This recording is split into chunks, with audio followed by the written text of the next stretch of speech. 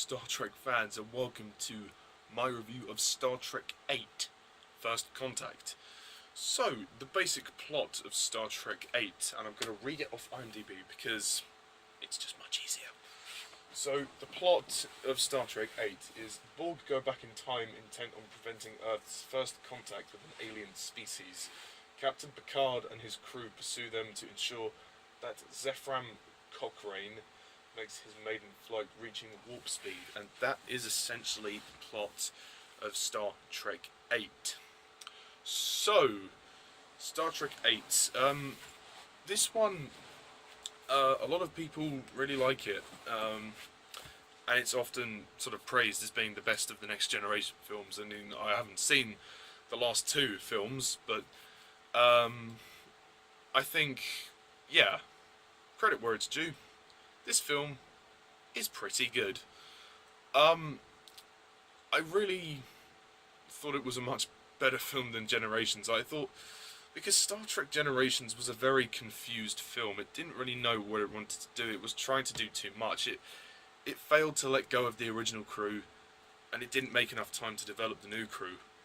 Sadly, in this film, the new crew still don't get development, and it's such a shame. I mean, Captain Picard really is the only character that you really care about.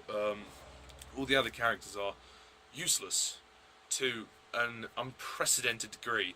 They are useless, and it's very hard to invest in these characters for me as a first-time viewer, because, basically because this film, I mean, to its credit, it throws you right into the action, and it has the momentum and it keeps you moving, but at the same time it suffers. The character development is extremely poor, and this is a problem for TNG films, well, all the first two that I've seen anyway.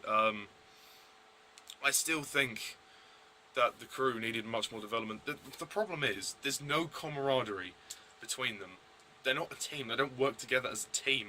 Whereas the original crew, you all knew who they were, they all had a distinct purpose, and they all worked well as a team. I think there's also the fact that there's too many of them here. There's too many people here. You just fail to care about them. What this film does do, though, is give you great spectacle. For nothing else, I mean, the plot is kind of, very run-of-the-mill, basic, kind of gets confusing. They just kind of forget about the plot. They're like, let's just have a bit of fun. And that's really what this film is. It's just a bit of fun. Star Trek First Contact doesn't rely too heavily on overly complicated plot. It goes more for the action, and I think that's probably why some people deem it as the best of the series, which I wouldn't go that far, but it is definitely good. It's a great fun action film, and you can tell that they spent the budget really well. The visual effects here and CGI have been massively improved. So, we can say that much, that's improved. I still feel that, I mean, obviously a couple of the shots are a bit dated, but, it was made in the 90s, 20 years ago actually. I believe it's actually 20 years this year since it was made. Oh wow, time flies. The acting, for the most part, isn't great. I mean, Patrick Stewart is good, but I feel he's very dramatic. I know he's just sort of a Shakespearean actor, so maybe casting him in a Star Trek film isn't really the best move, but I know he was part of the original series, well, not the original series, the Next Generation series. So, I mean, to be honest, Picard is the only character you care about in this film, which is a big problem. Although that woman who accompanies him, the black woman, I can't remember her name actually, it's very bad of me, I've only seen this film once. I mean, everything, I feel like at times, they throw everything at you at once, and sometimes the film needs to just kind of slow down and just explain things a bit more. It moves at such a pace, that it's got such a momentum. I mean, not to say that there aren't slow scenes, there are slow scenes, but nothing much happens apart from in the action sequences. The plot, again, basic, straightforward, it works, it's fine. The music by Jerry Goldsmith is good, although occasionally, this might sound really strange, but like when the opening titles come on, the music it sounds a little bit soppy. I don't know if that's really, if that's the impression anyone else gets, but that's what I get from it. It's a little bit soppy, but not in a bad way. Not in a bad way. Like I said, budget's well spent. This film is basically a big blockbuster, you know, session. You know, stick it on. You know, it's 1 hour 50 minutes. You can have fun. The plot's not too expansive. There's some weird scenes though. Like the scenes with Data are a bit weird.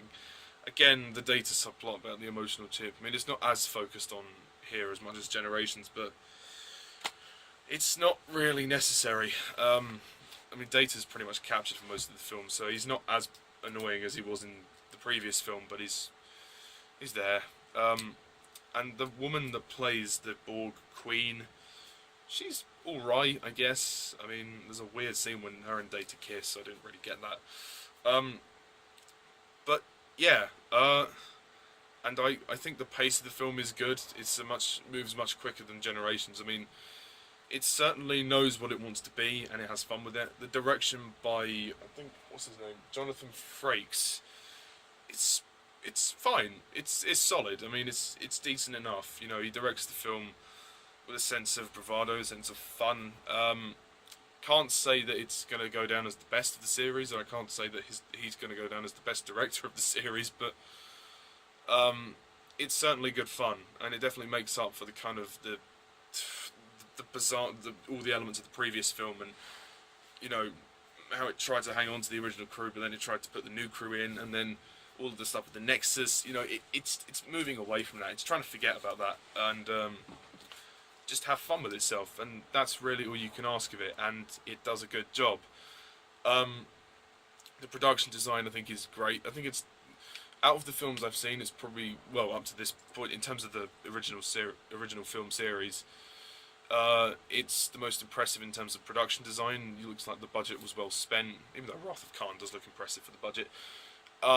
Dramatically, it's not the best. I mean, they have a couple of dramatic scenes, but they feel kind of shoehorned in. Like, you know, you don't really feel the tension until towards the end. You know, with Picard, you know, there's a lot of action, and that's what they're throwing at you, and it's like, okay, so what the fuck is going on? At times you do get kind of confused as to what's going on, but not majorly. I feel a little bit more exposition was kind of needed, and I just think there's too many characters. It just goes on, and you know, you don't get to spend enough time with each of the characters, which I feel is a slight problem.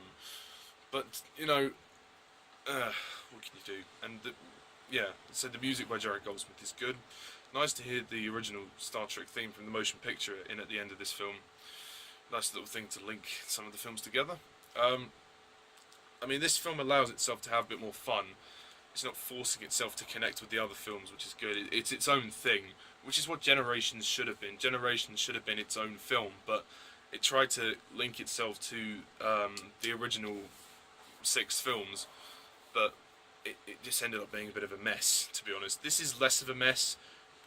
In terms of dramatically, it's a bit of a mess, but you know what?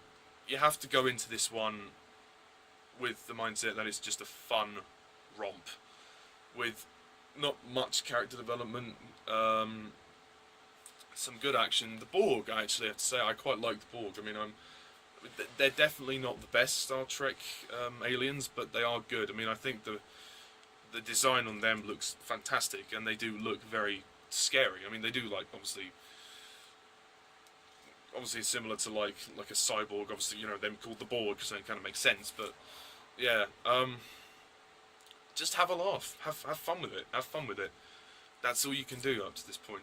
You can just have fun with Star Trek First Contact, but don't expect like a dramatic masterpiece, which is a shame. You know, the previous one tried to do it, what with Picard's I forgot to mention in my previous review actually about when Picard goes into the Nexus and he sees his children, or what would have been his children, because you know he doesn't actually have children in real life. But yeah, so they try to incorporate that emotional thing into it, but any emotional baggage incorporated here kind of just feels a bit forced and comes out of nowhere. There are some relationships between the characters that one moment Picard says something to Warp, and then He apologises, and it's just like, what? This is forced. Why are you doing this?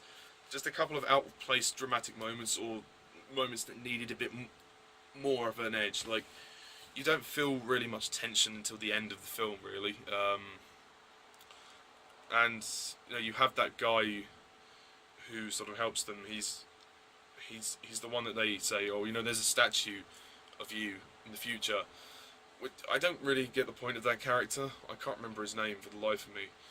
But I felt he was a bit of an add-on. That was a bit pointless. But overall, Star Trek First Contact is a good film. It's good fun. I think it gets a good 7 out of 10.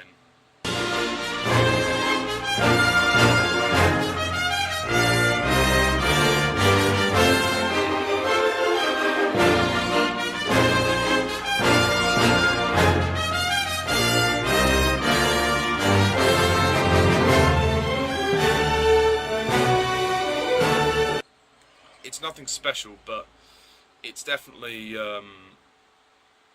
fun. So that's it. That's my review of Star Trek First Contact. Tune in next time when I review Star Trek IX, Insurrection. So until then, thank you, Star Trek fans. As always, I'm Mr. Timeless11, and see ya.